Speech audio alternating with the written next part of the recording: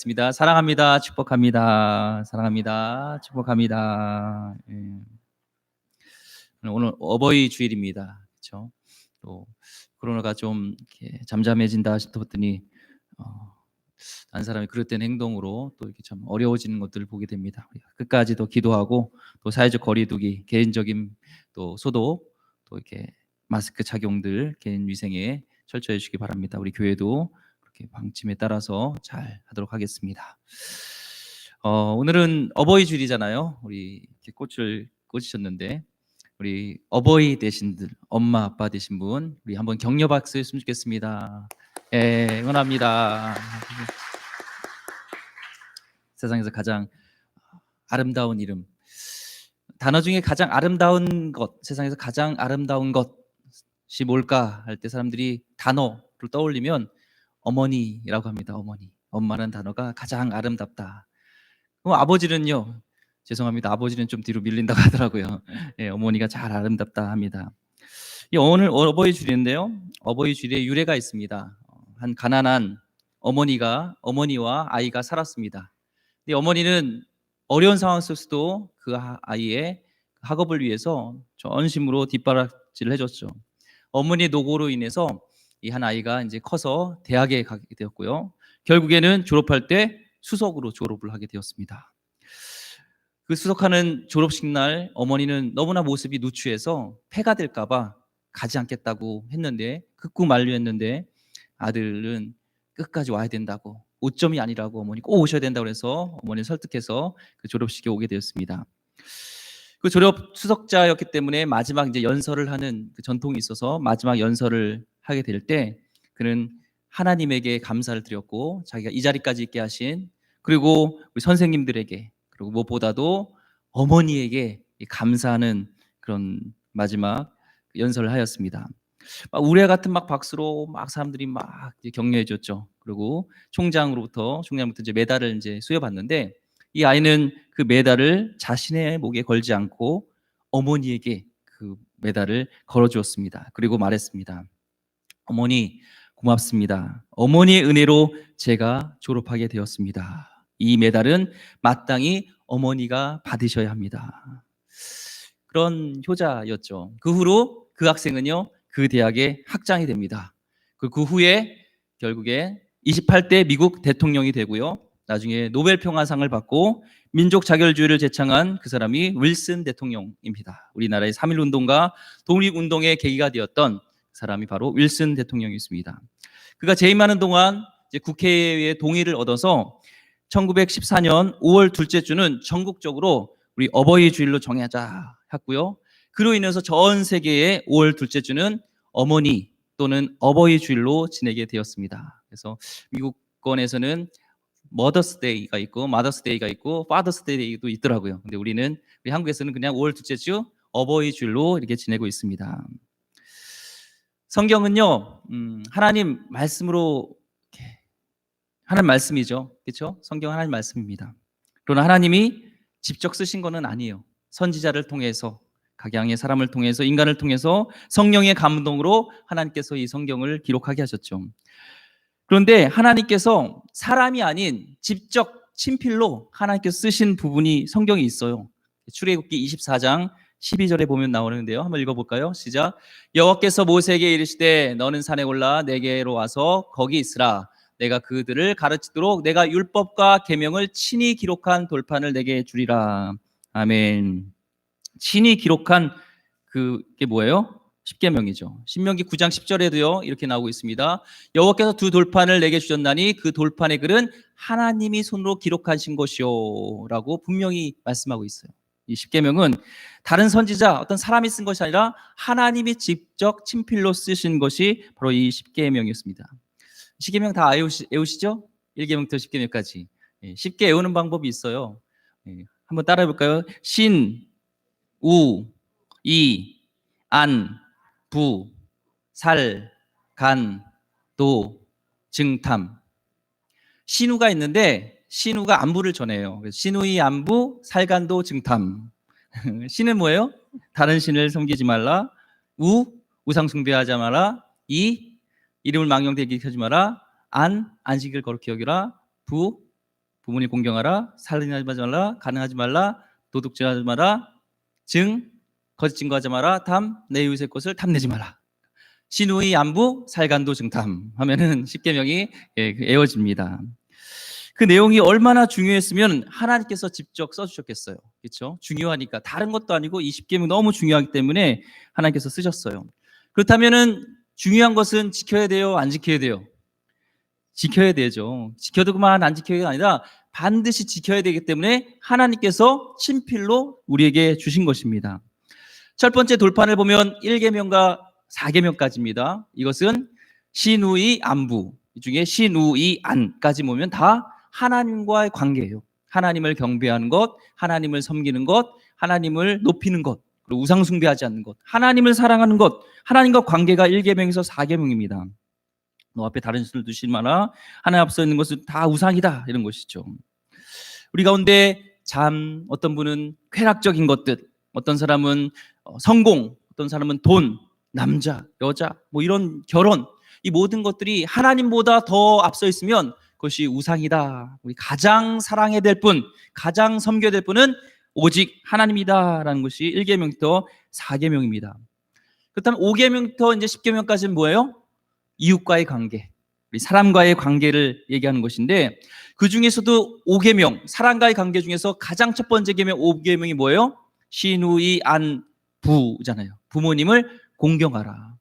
왜 사람과의 관계 속에서 가장 먼저 지켜야 될 것을 부모님 공경으로 얘기했을까요? 가장 중요한 거예요. 이런 사람과의 관계 속에서, 인간과의 관계 속에서 가장 중요한 것이 부모님 공경이기 때문에 이것을 10계명 중에서 이제 사람과의 관계 속 가장 중요한, 제일 먼저 이것을 기록한 겁니다. 근데 어떤 분은 이렇게 얘기하면, 목사님, 우리 부모님은요, 공경할 건덕지가 없어요. 예. 분을 공경해야죠. 우리 부모님을 공경하라고 해 말도 안 돼요. 근데 부모님들 보면은 다 인격이 좋으시죠? 안 그렇습니다. 좋으신 분도 있지만 그렇지 않은 분도 있고요. 때론 부모님한테, 특히 아버지한테 상처받은 분들이 있습니다. 저도 이제 예전에 사역을 할 때, 이제 학생부 할 때 부장님이 계셨어요. 부장님이 참 성실하시고 신앙도 좋으시고 또 전기공사 사업도 하시고 참 좋으신 분이었는데, 이제 그분과 이제 사역을 같이 하면서 삶을 깊이 나눌 수 있는 기회가 있었어요. 근데 한 번은 그 삶을 나누는 가운데 눈물을 흘리시더라고요. 그래서 왜 눈물을 흘리세요?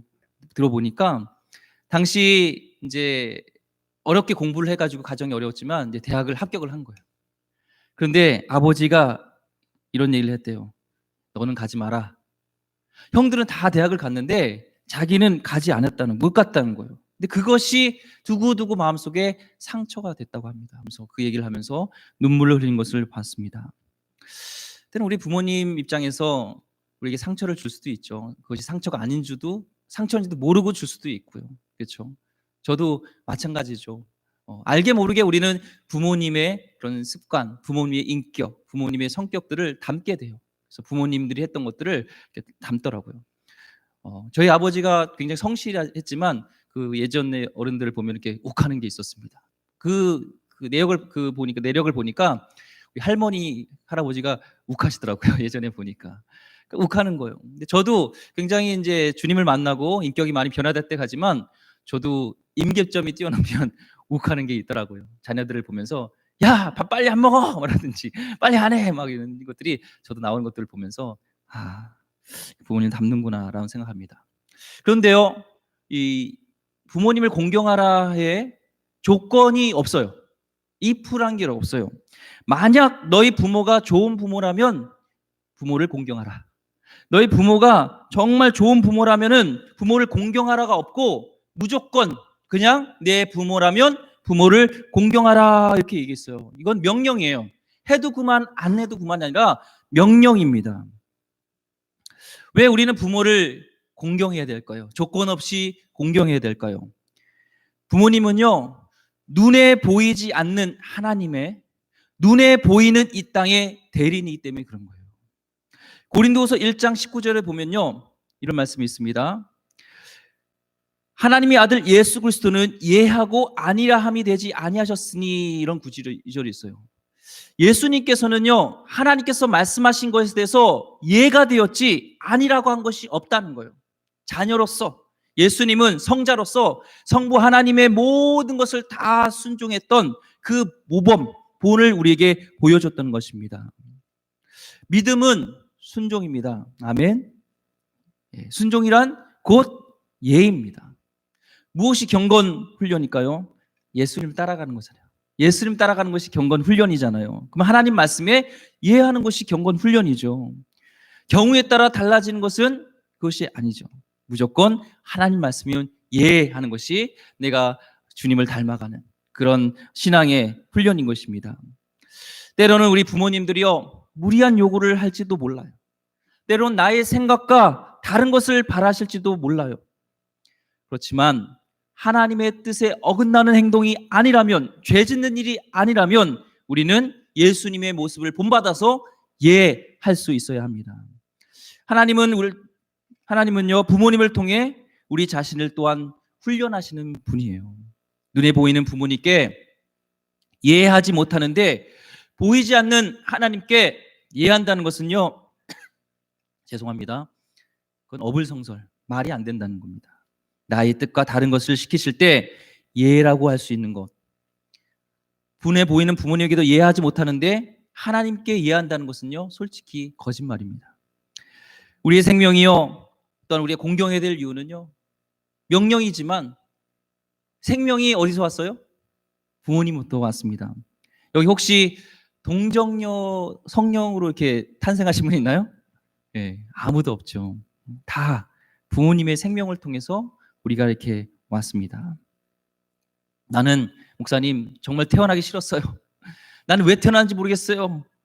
정말 난 이 대한민국에 태어나기 싫었습니다. 난 원망스럽습니다. 이렇게 얘기하는 분이 혹 있을 수도 있어요. 그런데요, 그런 분이 만약에 지진이 나고 위협이 몸에 가해지면요, 제일 먼저 그곳을 탈출해요. 예전에 재밌는 얘기지만 한 분이 한강에서 이제 뛰어들려고 했습니다. 그래서 이제 자살하려고 했는데 누군가 그렇게 얘기했어요. 여보쇼, 겨울에 뛰어들지 마세요. 지금 뛰어들지 마세요. 겨울에 뛰어들면 얼어 죽어요. 이 말을 들었던 사람이요, 웃고 다시 살아났다고 합니다. 유쾌한 유머, 김진배가 쓰신 책에 나옵니다. 이렇게 자신의 생명은요, 소중히 여겨요. 왜냐면 귀한 겁니다, 우리 생명은. 근데 이 생명의 통로가 누구부터 왔어요? 부모님으로부터 왔기 때문에 우리는 우리 부모님을 존중해야 됩니다. 존중하지 않는 것은 부모님을, 우리의 생명을 모독하는 거예요. 부모님을 존중해야 됩니다. 우리의 생명이요, 부모님에 의해서 우리가 양육되었습니다. 저도 이제 사역을 마치고 이제 집에 들어가면은 피곤하기도 하죠. 그런데 짧지만 굵게 아이들하고 이렇게 놀아줍니다. 목마도 타고 막 귀찮아도 같이 해줍니다. 가서 쉬기도 하고 뭐 영화도 보고 싶고 하고 싶은 것들이 있지만 참고 이렇게 헌신합니다. 국제시장 영화를 보셨나요? 국제영화, 국제시장 보면요, 아버지의 약속을 지켜요. 배에서 이제 떨어지면서 가정을 지켜야 된다 하면서, 그래서 그 애가 이제 가장으로서 가면서 자신의 삶이 아닌 이제 가장의 삶을 살게 돼요. 아버지의 그런 그 부탁을 지키기 위해서. 정말 가족을 위한 헌신, 그 시대를 살면서 다 헌신했습니다. 마치 우리 어른 세대와 같은 이 한 인물을 얘기하는 것이죠. 그런 영화입니다. 자녀들 앞에 울지 않으려고 노력을 했습니다. 근데 마지막에 아버지를 그리면서 아버지를 생각하면서 울면서 얘기합니다. 아버지에게 자기가 헌신해서 정말 아버지 가족을 지켰지만 아버지 저 너무 힘들었어요 하면서 엉엉 우는 장면이 나옵니다. 비단 그 시대뿐만 아니라 우리 어머니 시대, 우리 아버지 시대의 모습이 그런 시대가 아니었나 생각하게 됩니다. 한 권사님이요, 임종 전에 이런 말을 했습니다. 일제시대에 세상이 정말 어려워서 먹을 것이 없을 때 내가 시장 골목을 다니면서 콩나물을 훔쳐서 너희들을 먹여 살렸다. 내가 떳떳하지 못한 것으로 너희들을 먹여 살렸다는 죄책감 때문에 마음의 찔림을 받고 살았단다. 이제 세상을 떠나기 전에 너에게 용서를 구한다. 이에미를 용서해다오. 누가 이분을 함부로 정죄할 수 있겠습니까? 여러분을 키우기 위해서, 여러분의 그런 등록금과 여러분의 먹여 살리기 위해서 때로는 몇 번이나 양심을 접었는지 모릅니다. 몇 번이고 그만두고 싶었던 그 일을 다시 두 손 불끈 쥐고 그 일을 다시 했을지 모릅니다. 자녀가 없으면 시간이 지날수록 어른이 아닌 것 같다라는 생각을 더 하게 됩니다. 제가 또 자녀를 낳아 보니까요. 자녀가 아프면은 걱정하죠. 자녀가 아프면 아유, 차라리 내가 아팠으면 좋겠는데 하고 잠을 잘 못 자요. 그러면서 한편으로 철이 든다고 하는 것이 우리 부모님도 내가 아팠을 때 얘처럼 저렇게 잠 못 이루면서 간호해주고 기도해주고 생각했겠지라는 생각하면서 부모님의 마음을 생각하게 됩니다. 여러분과 저희 부모님은요, 그때 의롭지 못했던 행동 때문에 오늘날까지 남모르는 가책으로 게으러할지도 모릅니다. 그렇게 여러분이 더럽히지 않도록 방패가 되어줬던 우리 부모님을 그렇기 때문에 더 공경해야 됩니다. 의롭고 떳떳하게 번 돈으로요, 여러분이 이제 우리가 부모님을 모셔야 하고요. 그 죄책감으로부터 가끔 죄책감으로부터 자유할 수 있도록 우리가 이제는 도와드려야 됩니다. 성경의 법칙 중에 중요한 법칙이 있는데 뿌린 대로 거두는 법칙이에요. 그렇죠? 뿌린 대로 거둡니다. 저희 집에 이제 그 온라인 계약을 해가지고 첫째가 이제 수업을 하는데 거기에서 이제 뭐 콩나물 강낭콩 키우기가 있더라고요. 강낭콩을 심었는데 돌아서면은 얘가 자라 있고 돌아서면 자라 있고 꼭 그 잭과 콩나물에 나오는 그거 하늘까지 닿을 것처럼 막 그런 얘기를 하더라고요. 그래서 첫째나 둘째가 아빠 이거 밖에다 내놔야 될 것 같아요. 천장 뚫을 것 같아요. 근데 그 강낭콩은요, 강낭콩을 심었기 때문에 강낭콩이 나는 거예요. 절대 콩 심은데 팥 안 나고요, 팥 심은데 콩 안 납니다. 그렇죠? 심은 대로 거두는 것이 법칙이고 성경에서 분명히 뿌린 대로 거두는 것이 성경의 원리고 법칙입니다. 마찬가지로요, 부모 공경도요, 그것이 뿌린 대로 거두는 법칙이에요. 부모 공경을 뿌리면요, 자식으로부터 공경을 받습니다. 부모님에게 불효를 뿌리면요, 그 불효가 자식을 통해 다시 돌아옵니다. 그러니까 이제 어버이날 이제 갈 수 없을 것 같아서 예배 마치고 지난주 주일날 이제 다녀왔어요. 어머님 가족에 아버지 댁에 다녀서 나중에 올 때 이제 많지는 않지만 이렇게 봉투에 담아서 이렇게 용돈을 드렸습니다. 그 모습을 우리 첫째가 본 것 같아요. 둘째는 아직 잘 모르니까. 근데 어버이날 때 얘가 그 이제 뭐 이렇게 썼더라고요. 카드를 이렇게 뭐 낳아줘서 감사합니다. 뭐 하면서 이렇게 쓰고 카네이션 이렇게 달고요. 거기다 자기 용돈을 얼마를 넣어서 저한테 줬어요. 예. 많지는 않죠. 뭐 그렇죠. 근데 그게 굉장히 감사하고 감격적이더라고요. 그래서 왜 그랬어? 그러니까 아빠가 엄마가 거기 용돈 주는 거 봤어요 하더라고요. 진짜 자녀들은 이 뿌린 대로 거두는구나, 이런 것들을 보게 되었습니다. 그 예가요 지금입니다. 60년대 70년대 그 60, 70 되시는 부모님들은요, 자신을 위해 고향과 부모를 등졌던 세대입니다. 솔직히 말하면요. 그래서 지금 자식들에게 제대로 공경을 잘 못 받아요. 자식들은 그들의 부모가 부모에게 행한 대로 배우기 때문에 그렇습니다. 여러분도 이 법칙에 예의할 수는 없습니다. 저도 그렇고요. 예의 없어요. 부모님에게 자기 의무를 제대로 하지 않으면서 자식은 끔찍하게 챙기는 젊은 세대들은요, 자식에게 이렇게 얘기하는 겁니다. 야, 지금 잘 보고 배워. 불효는 바로 이렇게 하는 거란다 라는 것을 지금 가르치고 있는 것입니다. 이런 말이 있죠. 속담에 미운 자식 떡 하나 더 준다 라는 말이 있습니다. 그가 원하는 것을 다 해주는 것이 때로는 그 아이를 버릇없게 만들고 그를 망치게 하는 거기 때문에 미운 자식 떡 하나 더 준다라는 얘기를 합니다. 오히려 잘해주는 것이 때로는 감사함을 잃게 만들고 이기적인 모습을 만들 수 있다는 그런 얘기죠. 하지만요, 부모님에게는 아무리 많이 잘하고 부모님에게 아무리 잘해도 버릇없는 부모님을 만들 수 없어요. 왜냐면요, 자식을 위하는 것이 부모님의 본능이기 때문에 그렇습니다. 자식은 너무 잘해주면 그릇될 수도 있지만, 이기적이 될 수 있지만, 부모님은요, 자식을 위한 것이 본능이기 때문에 아무리 잘해보세요, 돈 많이 들여보세요, 그거 혼자 다 안 씁니다. 다 모았다가 다 자식, 손자들 필요한데 다 쓰시지 그거 본인을 위해서 쓰지 않습니다. 부모 공경은요, 부모님에게 자라는 가장 확실한 가정교육입니다. 가정교육 중에 가장 확실한 것은요, 부모님에게 잘하는 거예요. 일제시 잔재라고도 하지만 예전에 고구려 때 뭐 그런 사람을 구덩이에 버렸던 그런 전통이 있었다고 하는데 뭐 그 일제 잔재라고 합니다. 근데 한 애니메이션에서 봤어요. 한 손자가 이제 있었고 부모를 키웠는데 할머니가 이제 어머니가 너무 노예해졌어요. 그래서 그 어머니를 지게에다 싣고 이제 산에 올라가는 거예요. 그러니까 그걸 알고 이제 손자고 자식이죠. 막 안 된다고 울면서 막 쫓아와요. 막 왜 버리냐고 우리 할머니 안 된다고 안 된다고 막 그러는데 나중에 결국엔 버려요. 그리고 가는데 이 아이가 다시 지게를 지고 내려오는 거예요. 그러니까 야, 왜 지게 거기다 두고 와? 왜 지게 왜 가져와? 그러니까 그렇게 합니다. 다음에 제가 쓰려고요. 이말의 아버지는 다시 어머니를 모시고 오는 그런 애니메이션이었습니다. 우리의 부모님은요, 우리가 감히 상상할 수도 없는 삶의 무게를 지고 있습니다. 천재는 엄청난 과학적 업적을 남깁니다. 그렇죠? 지휘도, 작곡도, 운동도 천재가 있습니다. 근데 아무리 지능지수가 뛰어나고 천재라도 나올 수 없는 천재가 있는데 그것은 천재 소설가예요. 천재 소설가는 없습니다. 왜냐면요, 소설은 인생의 이야기이기 때문에 그래요. 인생을 살아본 사람만이 인생의 무게를 아는 것입니다. 나이 어린 아이가 흉내낼 수 없는 것이죠. 그래서 그가 쓴 소설책은 작품이 될 수가 없습니다.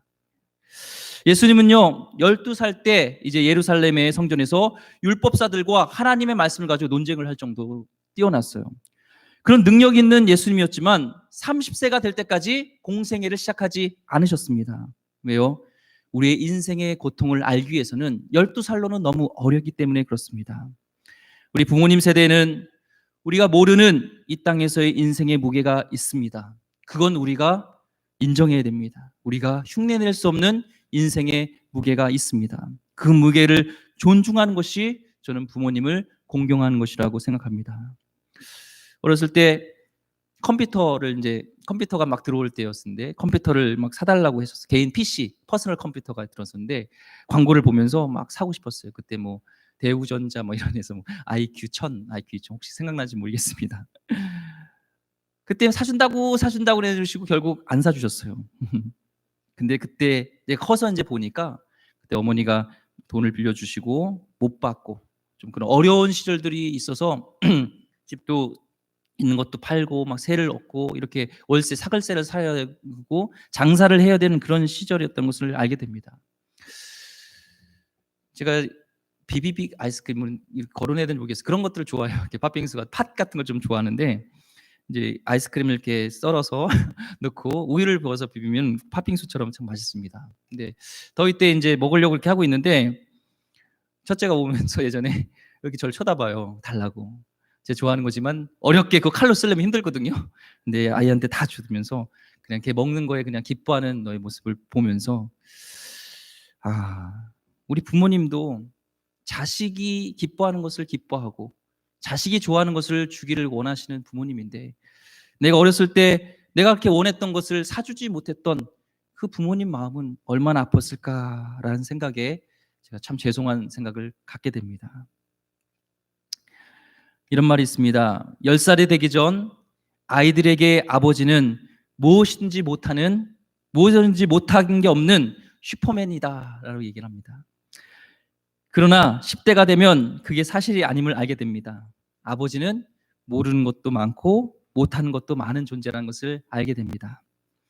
근데 20대가 되면은 에이 엉터리 하면서 아버지는 아무것도 모르는 존재가 된다고 합니다. 아버지가 하는 것은 무엇인지 맞는 게 없다고 합니다. 이 30대가 되어서 아이를 낳아 기르게 되면은 아버지 말씀 중에는 가끔 맞는 것도 있다라는 그런 평가를 내린다고 합니다. 40대가 되면요, 아버지 말씀 중에는 귀담아 들을 만한 이야기가 많다고 여긴다고 합니다. 50대가 됐을 때 아버지라면 어떤 결정을 내리실까 생각하게 된다고 합니다. 그리고 이윽고 60대가 되면은 아버지의 말씀이 다 맞습니다 라고 고백을 한다고 합니다. 그런데 그때 그의 부모는 더 이상 이 땅에 존재하지 않게 됩니다.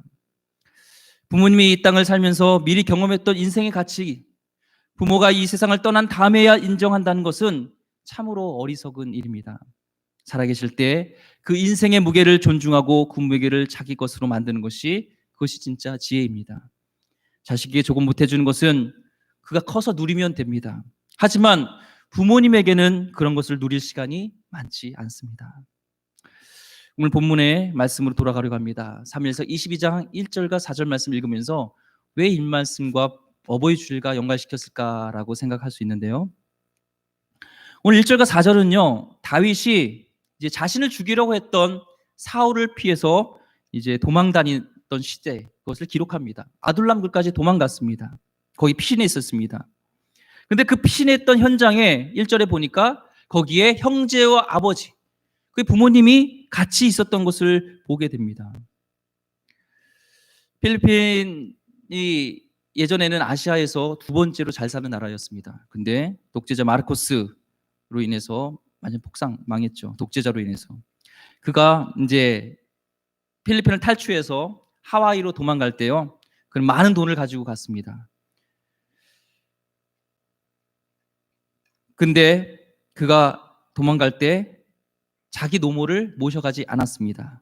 루마니아 독재자 차우셰스쿠도 보안은 챙기고 노모는 버려두고 갔습니다. 도망가다가 부하의 총에 맞아 죽었습니다. 자기 목숨이 정말 지금 위태로울 때거든요. 도망가야 될 그 상황에서 부모님을 챙겼다는 얘기를 들어본 적이 없습니다, 독재자가. 근데 지금 다윗은 자기 목숨이 위태로운 정말 그런 절박한 상황 속에서 지금 가족을, 부모님을 챙겼다는 것입니다. 그리고요, 3절 말씀을 읽어보면요, 3절 말씀을 읽어보겠습니다. 시작. 다윗이 거기서 모압 미스바로 가서 모압 왕에게 이르되 하나님이 나를 위하여 어떻게 하실지를 내가 알기까지 나의 부모가 나와서 당신들과 함께 있게 하기를 청하나이다 하고, 이스라엘 사람들은 이방 사람들을 짐승처럼 여겼어요. 그런데 지금 이방인 앞에서 자기 부모님을 살리기 위해서 무릎을 꿇고 지금 내 부모가 당신과 함께 있겠다, 당신에게 좀 맡깁니다, 좀 살려달라, 지금 간청하고 무릎 꿇고 왕에게 부탁하는 것입니다. 이 말씀을 보면서 다윗은요, 절대로 어느 날 갑자기 하나님 마음에 합한 자가 된 사람이 아닙니다. 그는 하나님이 기뻐하시는 인간관계 속에서 가장 중요한 부모님, 이 계명을 누구보다도 잘 지킨 왕이었습니다. 신앙인은 애국자입니다. 신앙인은 또한 부모님을 공경하는 사람입니다. 일터에서 우리 삶 가운데 한 사람들을 사랑하는 것이 진짜 전 신앙이라고 생각합니다. 교회에서만 하는 것이 신앙인이 아니라 가정과 일터와 학교와 이런 삶 가운데 그 모든 것이 어우러져서 전 그것이 신앙생활이라고 생각합니다. 부모님을 공경하시기 바랍니다. 이웃사랑 제1의 원칙, 가장 중요한 기본은요, 부모 공경입니다. 이거 하지 않고서 다른 명령은 아닙니다. 순종하시기 바랍니다. 약속 있는 계명입니다. 신명기 5장 16절 말씀에 성경에 몇 가지가 약속 있는 계명인데 부모 공경은 약속하셨어요. 한번 같이 읽어보겠습니다. 시작. 너는 내 하나님 여호와께서 명하는 대로 내 부모를 공경하라. 그리하면 내 하나님 여호와가 내게 준 땅에서 내 생명이 길고 복을 누리라. 이건 하나님께서 약속하신 명령입니다. 부모님 그렇지 않아도 공경받기에 합당하신 분입니다. 특히 부모님들 중에서 하나님 믿지 않는 분이 있죠.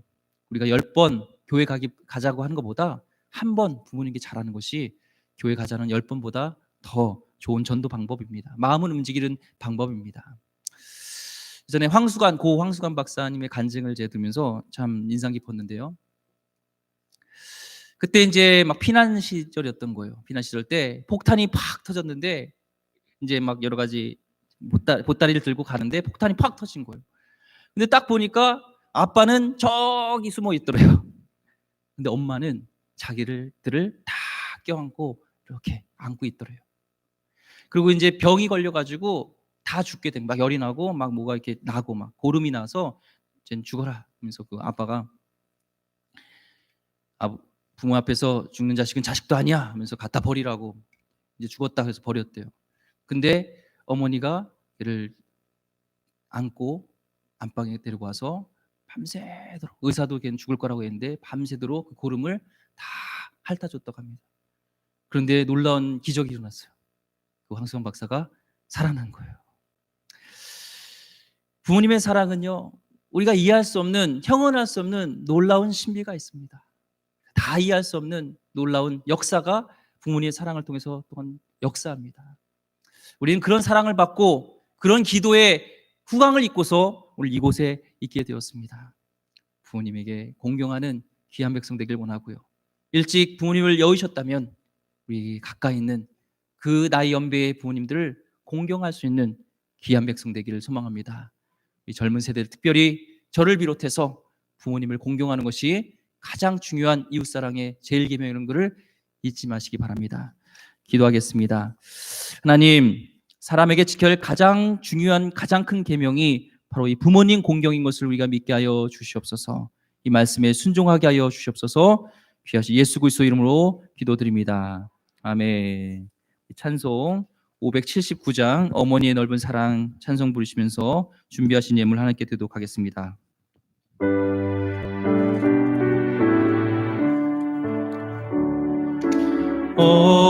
어머니의 넓은 사랑 귀하고도 귀하다. 그 사랑이 언제든지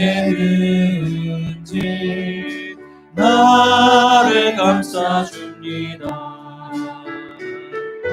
내가 울 때 어머니는 듣게 기도드리고 내가 기뻐 웃을 때 찬송 부르십니다. 아침 저녁 읽으시던 어머니의 성경책 손때 남은 구절마다 못은 본 듯합니다. 믿는 자는 누구든지 영생함을 얻으리. 들려주신 귀한 말씀 이제 힘이 됩니다. 본론으로 배워올 때 헤매다가 지칠 때 부르시던 찬송 소리 귀에 살아옵니다. 반석에서 샘물 나고 황무지에 꽃피니 예수님과 동행하며 두려울 것 없어라. 온유하고 겸손하며 올바르고 굳세게 어머니의 뜻 받들어 보람있게 살리라. 풍파 많은 세상에서 선한 싸움 싸우나 생명신에 흐르는 곳 길이 함께 살리라. 하나님, 우리가 사람된 도리로서 가장 큰 계명, 우리 부모님을 공경하는 말씀 우리 가슴에 새기면서 살아가게 하여 주시옵소서. 부모님이 우리의 마음에 들지 않을지라도, 우리의 상처를 줄지라도, 하나님 인격이 성숙하지 않을지라도 부모로서 하나님 우리 공경할 수 있게 하여 주셨고 인정하는, 사랑하는 귀한 하나님 백성들 다 되게 하여 주시옵소서. 우리 가정들이 회복되길 원합니다. 먼저 그 가정의 회복은 부모의 공경인 것을 믿습니다. 하나님, 가정이 회복될 수 있는 놀라운 은혜를 내려 주시옵소서. 시간의 귀한 물질을 하나님께 드립니다. 이 물질이 쓰여진 곳마다 가정이 회복되게 하여 주셨고 한 영혼이 살아가게 하여 주셨고 정말 회복되는 놀라운 역사가 있게 하여 주시길 원합니다. 선교지와 또 하나님 이 자리 교회와 어려운 교회마다 흘려보내는 귀한 축복의 통로로 우리를 삼아 주셨고 코로나를 위해서 여러 가지 경제적으로 어려운 하나님의 우리 지체들에게 새 힘을 주시길 원하며 피할 길을 주시며 주의 장중에 붙들어 주셔서 하나님 일어날 수 있는 새 힘을 허락하여 주셨고 길을 허락하여 주시옵소서. 이제는 우리 주 예수 그리스도의 은혜와 하나님의 무궁하신 사랑하심과 성령님의 감화 감동 역사하심이 우리 가운데 부모님을 공경하고자 결심하는 주의 백성들 머리 위에 이제부터 영원토록 함께 있기를 간절히 축원하나이다. 아멘.